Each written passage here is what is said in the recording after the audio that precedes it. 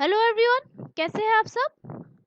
अभी आंध्र प्रदेश की जो कापू कम्युनिटी है और जो कि इकोनॉमिकली वीकर जो कि सेक्शंस के जो मतलब लोग जो है उनके लिए मतलब आर्थिक रूप से जो कमजोर जो वर्गों के जो मतलब लोग जो है,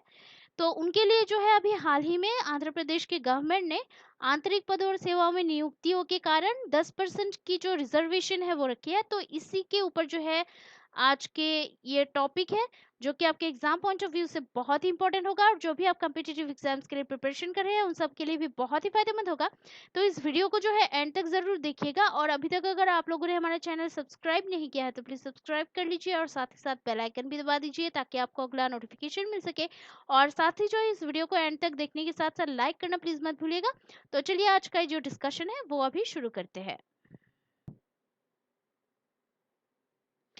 तो अभी जो है हाल ही में आंध्र प्रदेश की जो गवर्नमेंट है उन्होंने स्टेट गवर्नमेंट में आंतरिक पदों और सेवाओं में नियुक्तियों के कारण जो है कापू समुदाय और उसके अलावा भी जो बाकी जो मतलब आर्थिक रूप से कमजोर वर्ग यानी कि इकोनॉमिकली वीकर सेक्शंस जो है अदर्स ईडब्ल्यूएस, तो उनके लिए जो है 10% का जो रिजर्वेशन है उसकी घोषणा की है। और ये जो है ये जो रिजर्वेशन जो है वो संविधान अधिनियम 2019 के अनुसार बढ़ाया गया है, जो कि 103rd संशोधन में ये शामिल है। तो इस ये जो है इसके अनुसार इसको बढ़ाया गया है। तो अभी ये कापू समुदाय क्या है थोड़ा सा उसके बारे में हम जानते हैं। तो ये कापू समुदाय की जो हिस्ट्री जो है वो एक्चुअली कापू समुदाय जो है वो कापू मुख्य रूप से आंध्र तेलंगाना क्षेत्र का एक कृषि प्रधान समुदाय है। और ऐसा माना जाता है कि इन्होंने जो है हजारों साल पहले गंगा के मैदानी इलाकों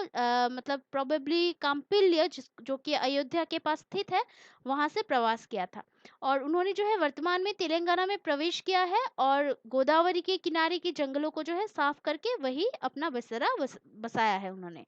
और इसके अलावा भी उन लोगों ने जो है वहां पे खेती करना भी शुरू कर दिया है। तो अभी ये जो कापू समुदाय जो है वो खुद को जो है वो मतलब बैकवर्ड कास्ट कैटेगरी के मतलब उसमें शामिल करने की मांग कर रही है। तो अभी ये बात मतलब गौर करने वाली बात है कि भारत की मतलब इंडिपेंडेंस के बाद स्वतंत्रता से पहले भी बाद नहीं सॉरी पहले भी जो है वो लोग मतलब बैकवर्ड कास्ट के कैटेगरी में ही शामिल थे। तो इसीलिए जो है वो अभी भी मतलब अपने आप को खुद को जो है अपने का कम्युनिटी या कास्ट को जो है बैकवर्ड कास्ट के कैटेगरी में ही शामिल करना चाहते हैं और उसके लिए मांग कर रहे हैं।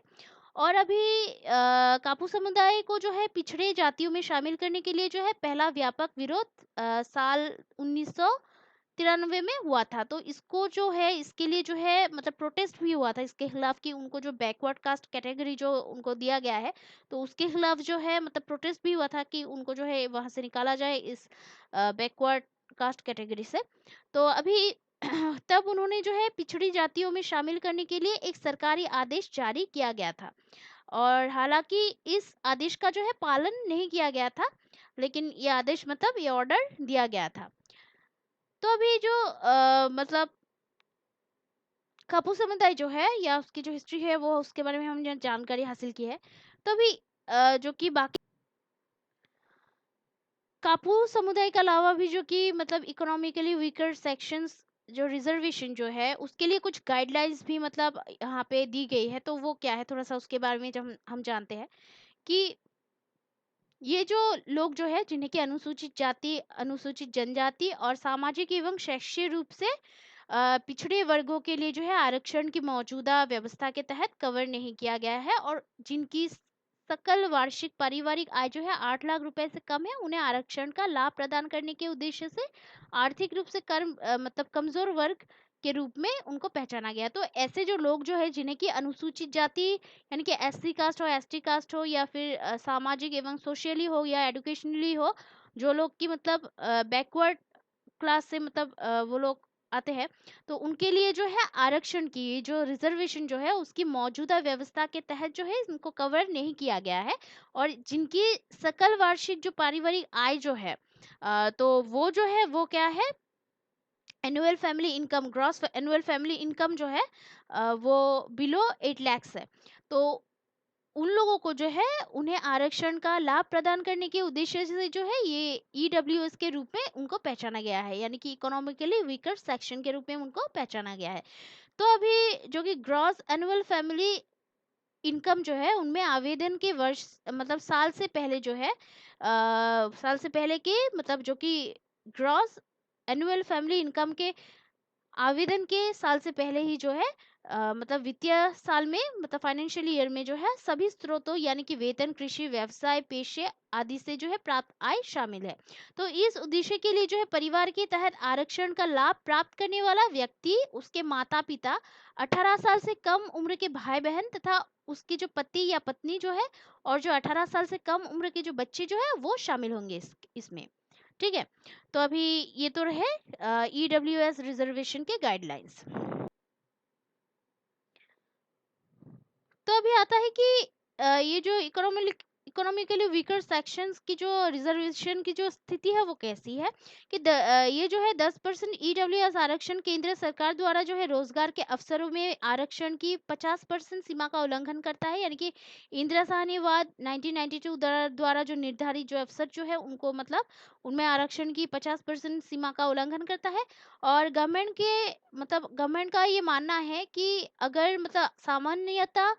50% आरक्षण का नियम है, लेकिन वो जो है आर्थिक रूप से कमजोर वर्गों के समाज के सदस्यों के उत्थान के लिए जो है मौजूदा विशेष परिस्थितियों को देखते हुए संविधान के संशोधन को नहीं रोकेगा। तो वर्तमान में जो है मामला सर्वोच्च न्यायालय उसमें है, जहां उसने हाल ही में जो है 100 मतलब 3 यानी कि 103rd जो संविधान संशोधन जो है अधिनियम 2019 उसको चुनौती देने वाली याचिकाओं को 5 न्यायाधीशों की संविधान पीठ को ये कहते हुए संदर्भित किया है कि इसमें जो है कानून के पर्याप्त प्रश्न शामिल है। तो अभी संविधान की जो अनुच्छेद 145 3 के अनुसार जो है कम से कम 5 न्यायाधीशों को ऐसे मामलों की सुनवाई करने की आवश्यकता होती है जिनमें संविधान की जो व्याख्या जो है उसके रूप में कानून का एक महत्वपूर्ण प्रश्न या अनुच्छेद 143 के तहत कोई संदर्भ शामिल है जो कि शक्ति से संबंधित है, और भारत के राष्ट्रपति उच्चतम न्यायालय से परामर्श करेंगे। तो सर्वोच्च न्यायालय की जो कम से कम 5 जजों वाली जो न्यायपीठ जो बेंच जो है उनको संविधान पीठ कहा जाता है। ठीक है, तो अभी ये जो 103 जो मतलब संशोधन अधिनियम है संविधान का वो क्या है, तो इसने जो है भारतीय संविधान के अनुच्छेद 15 और अनुच्छेद 16 में जो है संशोधन करते हुए आर्थिक रूप से जो कमजोर वर्ग जो है उनके लिए शिक्षा संस्थानों में प्रवेश तथा नौकरियों में आर्थिक आरक्षण यानी कि 10% का जो कोटा जो है उसकी शुरुआत की है। और इसके माध्यम से जो है संविधान में अनुच्छेद 15(6) और अनुच्छेद 16(6) को जो है सम्मिलित भी किया गया था। तो ये जो है अनुसूचित जाति, अनुसूचित जनजाति और सामाजिक तथा शैक्षिक रूप से जो पिछड़े वर्गों यानी कि एससी बीसी के लिए जो है उपलब्ध 50% आरक्षण नीति द्वारा कवर नहीं किए गए गरीबों के कल्याण को बढ़ावा देने हेतु जो है इसको संशोधन यानी कि अधिनियमित किया गया था। तो ये जो है ये केंद्र और राज्य दोनों ही को जो है समाज के आर्थिक रूप से कमजोर वर्गों को आरक्षण प्रदान करने में सक्षम बनाता है। तो ये रहा 103rd जो संशोधन का जो अधिनियम है संविधान के। तो ये तो आज के लिए इस वीडियो में इतना ही है। हम फिर शाम को अभी के लिए जो है ये जो वीडियो जो है इसमें इतना ही है। अभी हम शाम को फिर से मिलते हैं एक नए वीडियो के साथ, एनालिसिस के वीडियो के साथ। तब तक के लिए जो है हमारा जो ये जो चैनल जो है उसको देखते रहिएगा, लाइक शेयर सब्सक्राइब करना प्लीज मत भूलिएगा, और हमारे वीडियोस को ऐसे सपोर्ट करते रहिएगा। और कोई अगर सुझाव हो तो कमेंट करना प्लीज मत भूलिएगा, क्योंकि आपका जो सपोर्ट है वो हमें बहुत ही मोटिवेट करता है हार्ड वर्क करने के लिए, और कोई भी मतलब ऐसे जो वीडियोस जो है उनको आपके सामने प्रस्तुत करने के लिए, क्योंकि ऐसे वीडियोस को प्रस्तुत करने के लिए आपके सामने बहुत ही हमें रिसर्च और परिश्रम की ज़रूरत होती है। तो आशा करती हूँ हमारे परिश्रम को आप लोग सपोर्ट ज़रूर करेंगे। So please keep supporting us, keep watching our videos, like share and subscribe. Take care, जय हिंद।